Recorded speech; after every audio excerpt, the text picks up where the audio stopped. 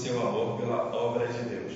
E o texto que eu separei é este, Lucas capítulo 7, de 1 a 12. Eu não coloquei na projeção, pode estar vendo no texto. Se alguém me der um copo com água, eu agradeço. Lucas capítulo 7, de 1 a 12.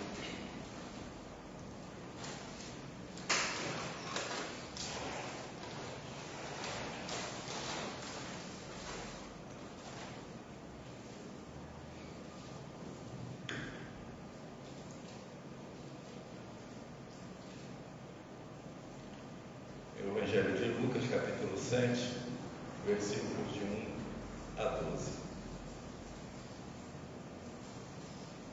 Ainda estou escutando barulho de folha.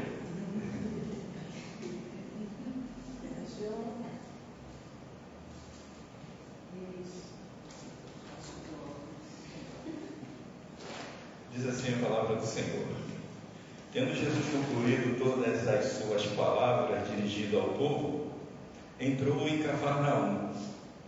E o servo de um centurião, a quem este muito estimava, estava doente quase à morte.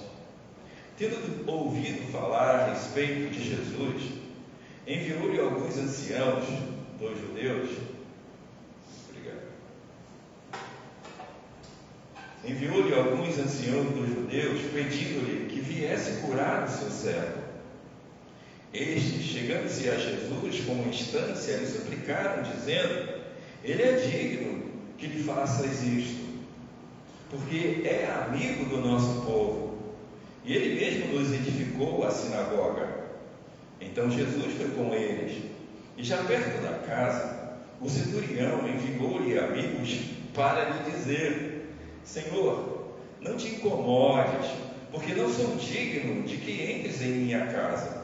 Por isso eu mesmo não me julguei digno de ir ter contigo. Porém, manda com uma palavra, e o meu rapaz será curado. Porque também eu sou homem sujeito à autoridade, e tenho soldados às minhas ordens, e digo a este: vai, e ele vai, e ao outro: vem, e ele vem, e ao meu servo: faze isso, e ele o faz. Ouvindo estas palavras, admirou-se Jesus dele, e voltando-se para o povo que o acompanhava, disse: afirmo-vos que nem mesmo em Israel achei fé como esta.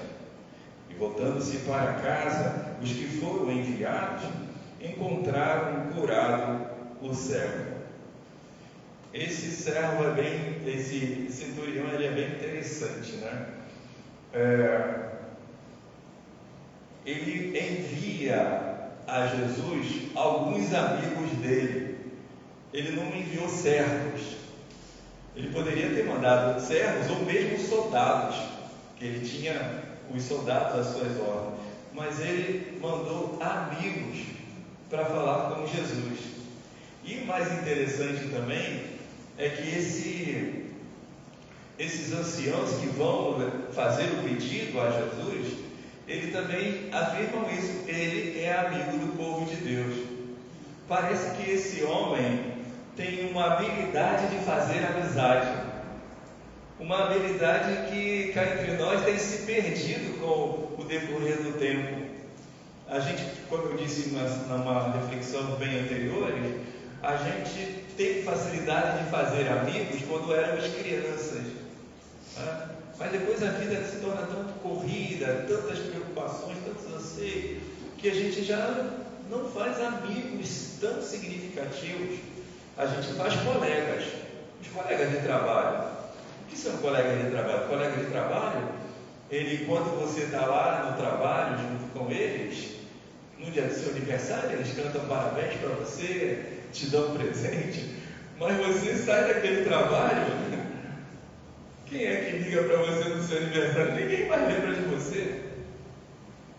Pode até lembrar, mas no seu aniversário não lembra. Por quê? Porque não são amigos, são colegas. Não estou dizendo que não tenha valor esse momento de estar com os colegas e chamada política de boa vizinhança. Além da palavra amigo desse texto é um termo significativo que eu coloco nesse tema, é povo de Deus. E em se falando nas Escrituras o que significa povo de Deus, significa povo escolhido, povo de Israel, e na teologia cristã, nação sacerdotal. Então, quando se fala de povo escolhido, povo de Israel, povo escolhido significa povo de Deus. E nesse sentido, a palavra povo de Israel tem alguma coisa bem significativa para nós que não somos de origem judaica. Israel, sem dúvida alguma, foi a nação escolhida por Deus, né? A partir lá dos patriarcas Abraão, Isaac, Jacó. Deus escolhe esses para dar início, eles dão a gênese do povo de Deus. E essa qualidade, ela é se efetivada lá no Sinai, né? Quando Deus faz aliança com o povo. Lembra disso? Em Deuteronômio, capítulo 5, de 1 a 2, diz assim: e chamou Moisés, esse aí está na projeção, e chamou Moisés a todo o Israel, e disse: ouve, ó Israel, os estatutos e juízos que hoje vos falo aos ouvidos, e aprendê-los, e aprendê-lo-eis, e guardá-lo-eis, para os cumprir. O Senhor nosso Deus fez conosco aliança em Horebe. 5, de 1 a 2. Então a gente vê aí, durante muitos anos, todos os privilégios, responsabilidades foram vividos pelo povo de Deus. A terra que manava leite e mel foi dada a eles. Lembra quando eles foram mandados os vigias? Como eles carregaram as uvas, um cacho de uva. O cacho de uva era tão grande que tinha 2 homens para carregar. E tudo isso eles desfrutaram, tudo prontinho. Eles não tiveram muito que trabalhar para desfrutar. Bem, esse episódio narrado no capítulo 7 de Lucas está num contexto histórico muito significativo, em que o povo de Israel está sendo dominado pelos romanos, por Roma. Roma está dominando ali, e Israel paga tributos à própria Roma. E uma das formas que Roma tinha para manter a ordem, para manter o domínio sobre aquele povo de Israel, era colocar as centúrias. Centúrias era um destacamento militar que tinha, de forma geral, tinha pelo menos 100 soldados. E soldados que eram da melhor qualidade de Roma, eram soldados de guerra. E quem controlava, quem era o comandante dessa centúria, era chamado de centurião. Por isso aqui tem o centurião. Ele é que comanda. E é bem interessante que esse centurião, ele era altamente qualificado também para a guerra. Sabe, guerra mesmo, de destruição, de enfrentar batalhas fortes. E não era um centurião de ficar no gabinete, mandando, vai você para a guerra. Não, o centurião tinha que estar lá no meio da guerra. Ou seja, é bem interessante essa posição, esse hábito desse centurião de fazer amigos. Olha, um homem de guerra, um homem que é colocado para destruir, manter a força, a população. Ele tem essa habilidade para fazer a guerra e fazer amigo. Jesus voltando agora para o povo, tem uma parábola que Jesus conta, a palavra dos lavradores, dos maus lavradores, lembra? E na parábola dos maus lavradores, Jesus deixa claro que pelo fato de Israel ter rejeitado o Messias, Israel enquanto nação, perderia esse status de ser a nação escolhida, ou melhor, de ser nação enquanto povo de Deus. Eles já não seriam mais isso, porque na parábola dos maus lavradores, Jesus fala isso.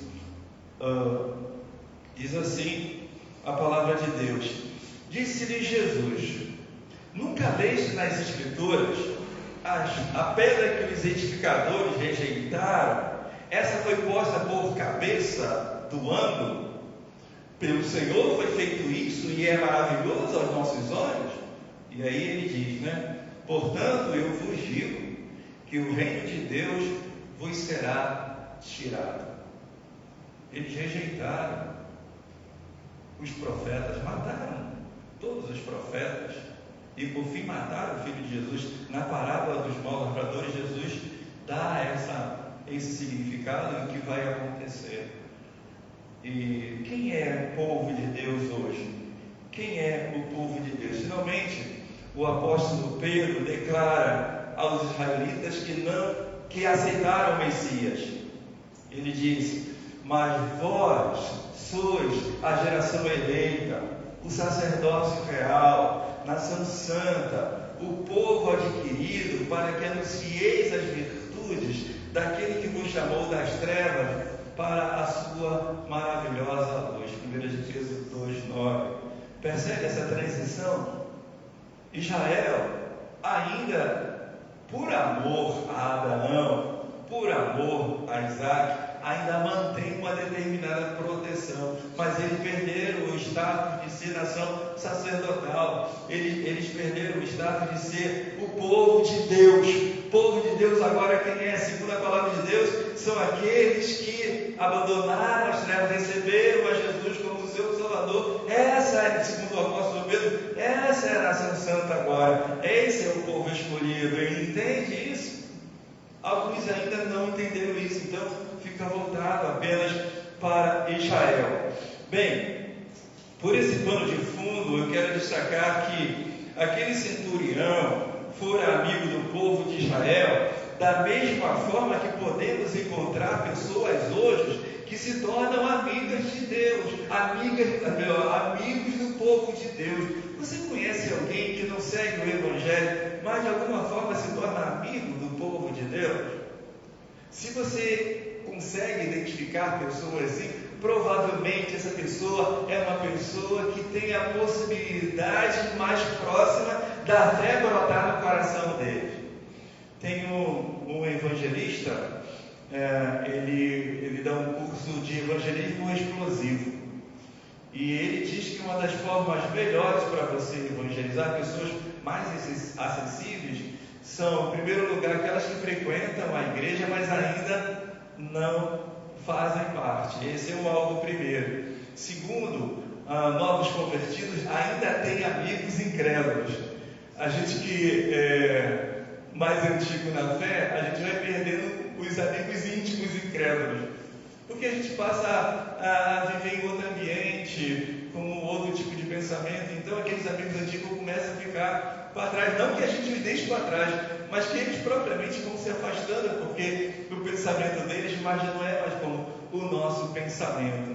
Então, o foco primeiro nesse sentido, pessoas que têm um carinho pela igreja, pessoas que têm um afeto pelo povo de Deus hoje, são alvos primeiros também para a nossa evangelização e, consequentemente, eles podem se tornar também servos do Senhor. O texto me dá alguns ensinos. Ele aponta que esses amigos do povo de Deus, aponta para a universalização do Evangelho. Eu dei um salto aqui em Atos 10:34, que Pedro diz assim: e abrindo Pedro a boca, disse: reconheço por verdade que Deus não faz acepção de pessoas. Em que contexto o apóstolo Pedro está dizendo isso? Ele está dizendo no momento que ele vai à casa de Cornélio. Cornélio também era um centurião, mas um centurião que talvez por viver aproximado do povo de Israel, ele conheceu também o Deus de Israel. E Deus manda que alguém vá buscar Pedro para falar melhor do caminho do Senhor, o caminho da salvação, a Cornélio. E quando Pedro entra, ele tem muita dificuldade de entrar, porque o judeu não entrava na casa de um gentil, lembra disso? Ele não entrava. Mas como Deus preparou a Pedro, ele entrou na casa de Cornélio. E ele pega o Evangelho, fala de Jesus para Cornélio e todos os seus amigos também que estavam lá com ele. E quando ele está pregando o Evangelho, o coração de Cornélio, tantos quantos daqueles que estão junto com ele, abre o coração e o Espírito Santo entra neles. Aí Pedro diz isso, né? Reconheço por verdade que Deus não faz acepção de pessoas. Eu diria, o Evangelho não é apenas para o judeu, apesar de não ser mais a nação exclusiva. A nação exclusiva agora é aqueles que foram lavados no sangue do Cordeiro de Deus. Mas Israel também é alvo do Evangelho, alvo para a pregação do Evangelho. Não só Israel, mas Rússia, Ucrânia, Japão, Brasil, Venezuela, todos os povos são alvos da graça de Deus, do Evangelho de Deus. E percebe que aquele centurião, ele não era judeu, ele era romano. Mas você percebe que ele abriu o coração, ele ouviu de alguma forma acerca de Jesus, abriu o coração, e com isso ele pôde declarar a fé dele de forma bem subjetiva, mas Jesus percebeu que era bem objetiva. Eu nunca vi tamanha fé nem no meio do povo de Deus. E eu creio que a gente vai encontrar pessoas que têm fé grandiosa, mesmo aquelas que não estão seguindo o Evangelho como nós seguimos.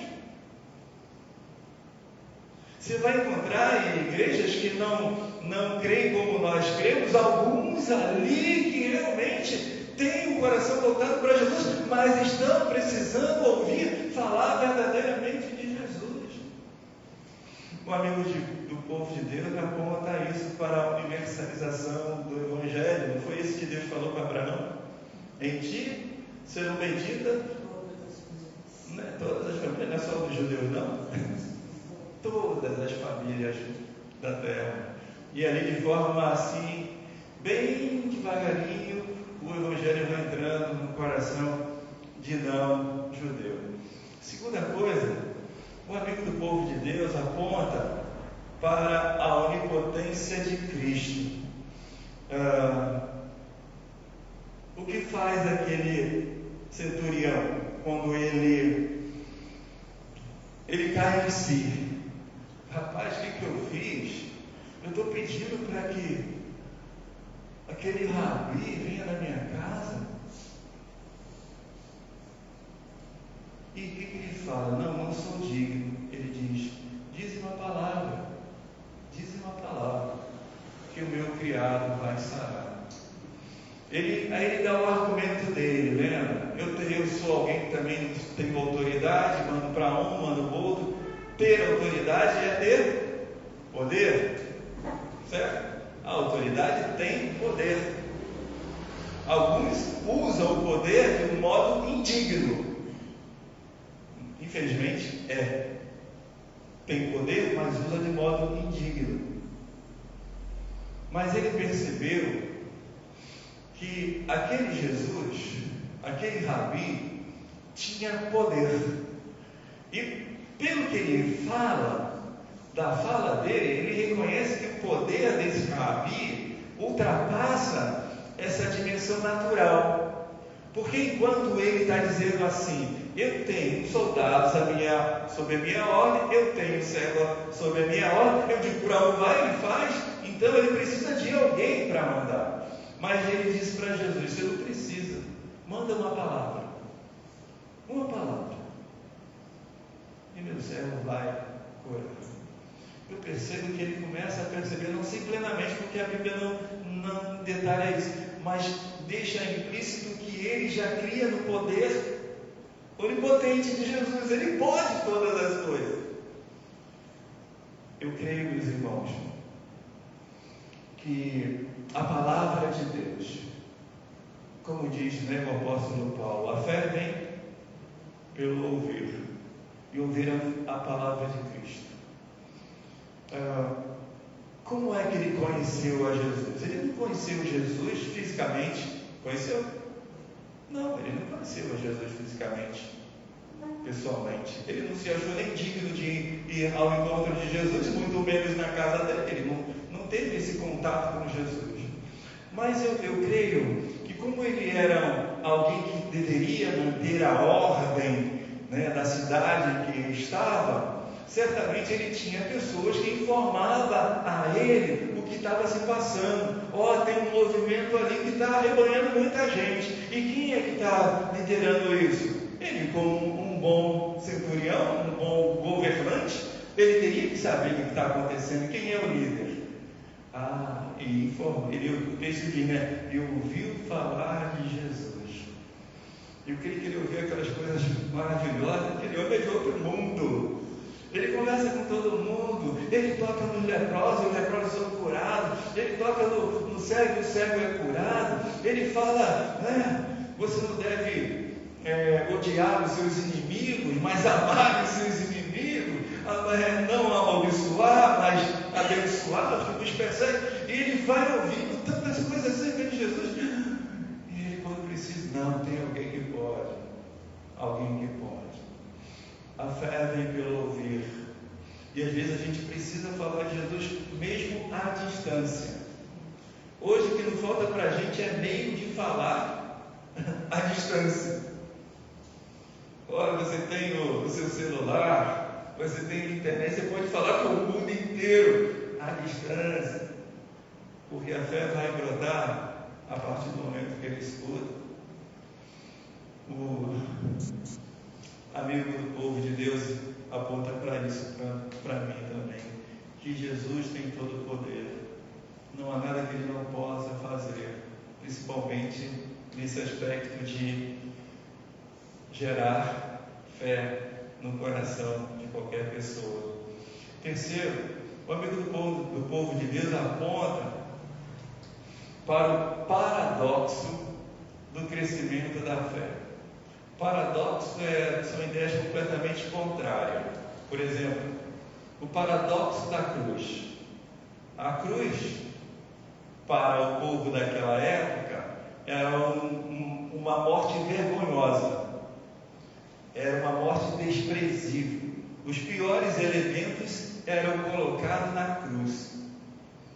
Então Jesus foi colocado naquela cruz vergonhosa. Mas quando você abre o Evangelho, você percebe que aquela cruz é uma cruz gloriosa. Porque através daquela cruz, Jesus carrega os nossos pecados. Porque através daquela cruz o sangue dele é derramado. Então, percebe? E o Evangelho é cheio de paradoxos mesmo, você não precisa querer ser o primeiro. Você tem que ser o último. Os primeiros serão os últimos. Os últimos serão os primeiros. Percebe esse jogo de paradoxo? Então, o amigo do povo de Deus aponta para o paradoxo do crescimento da fé. Diz assim, no texto de 7:9: E ouvindo isto, Jesus maravilhou-se dele, e voltando-se disse à multidão que o seguia: Digo-vos que nem ainda em Israel tenho achado tanta fé. Olha só, Israel já está em contato com a palavra de Deus há muitos séculos. Não, eu via, Iva falando ali na escola bíblica, falando como Deus se revelando a Moisés e a tantos outros. Olha, eles vêm ouvindo falar da palavra de Deus há muito tempo. E a gente diz que a fé vem pelo ouvir a palavra de Cristo. Então, em Israel deveria ter pessoas de fé de maneira grandiosa. Mas Jesus diz aqui uma coisa bem, por um lado, vergonhosa para eles, Olha, nem em Israel eu encontrei uma fé tão grande quanto essa. Tão grande. Isso me aponta, meus irmãos, que não é pelo fato de você ter muitos anos de caminhada cristã, que você tenha fé maior do que aquele que recebeu Jesus agora. Percebe? Ah, não, porque eu tenho tantos anos. Eu visitei uma vez uma instituição lá no Rio, uma instituição evangélica, e eu conversando lá com o porteiro, era um negão dessa altura, né? Fortão. Ele tinha sido um militar muito famoso, ele estava aposentado, ele era cristão, e estava lá ajudando lá como segurança e porteiro ao mesmo tempo.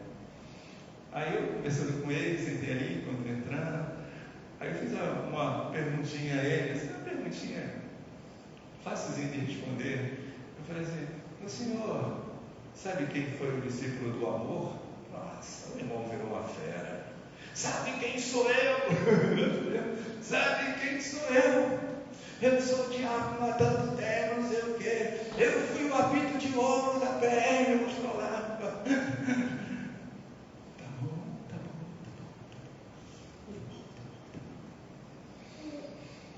No Evangelho, não é tempo que vai fazer você ter uma fé maior. É a experiência que você tem com Jesus.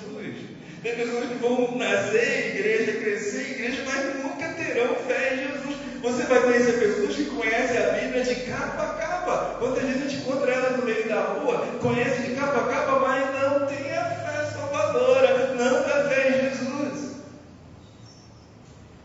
É a experiência que a pessoa tem com Jesus, de fé, que faz a fé dele crescer. Eu posso ficar tanto tempo na igreja, ensinar tantas coisas tecnicamente, mas se eu não tiver experiência com Jesus, e vou dizer para você, ter experiência com Jesus não é mamão com açúcar, como diz o carioca, não. É nas dificuldades. Quando você vê as dificuldades e você vira as costas para a fé, você nunca vai crescer na fé. Mas você vê as dificuldades, os problemas que vêm sobre a sua vida, sobre a comunidade que você está, mas você permanece firme. Aí sua fé é acrescentada.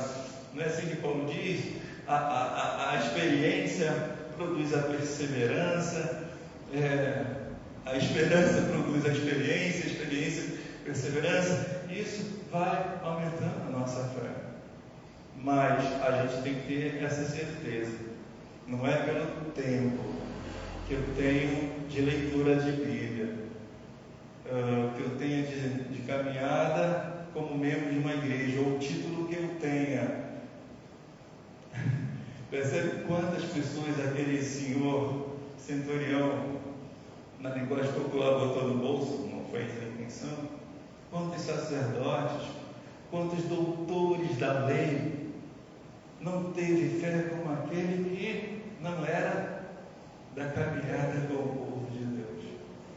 O amigo do povo de Deus me aponta para isso, esse paradoxo do crescimento da fé. E eu digo, o crescimento da fé vem da experiência com Deus. É bem da verdade. A base é a palavra de Deus. Quando eu leio, pratico, a minha fé tem a grande possibilidade de crescer. Mas quando eu leio e não pratico, como faziam aqueles fariseus, aqueles escribas, liam uma coisa, ensinavam uma coisa, vocês colocam peso nas pessoas que nem vocês carregam. Jesus dizia para eles, né, os fariseus, eu creio nisso. E ouvindo isso, Jesus ficou maravilhado. Eu quero agradecer a Deus esse tempo que a gente teve caminhando, pensando na amizade. Quero ver se a gente tem algum outro tempo que a gente possa conversar melhor, ganhar amigos para Jesus, ganhar família para Jesus, como a gente pode fazer isso melhor. Talvez num tempo da escola bíblica, alguma coisa assim. Depois eu reconho mais. Bem, eu estou encerrando essa série falando sobre amizade. E eu queria poder ter feito um evento como nós fizemos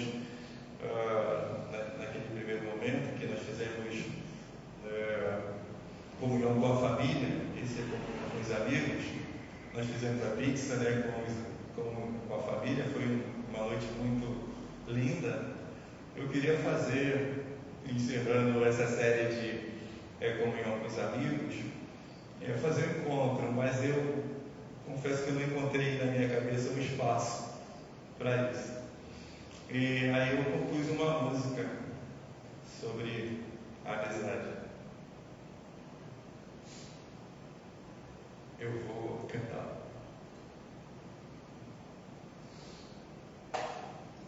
Você passa para mim.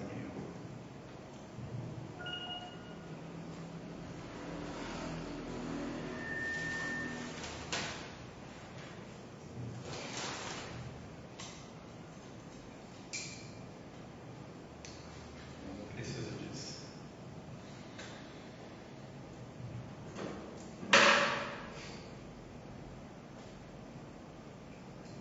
Mônica, vira aqui para mim assim que o HP esse já fala.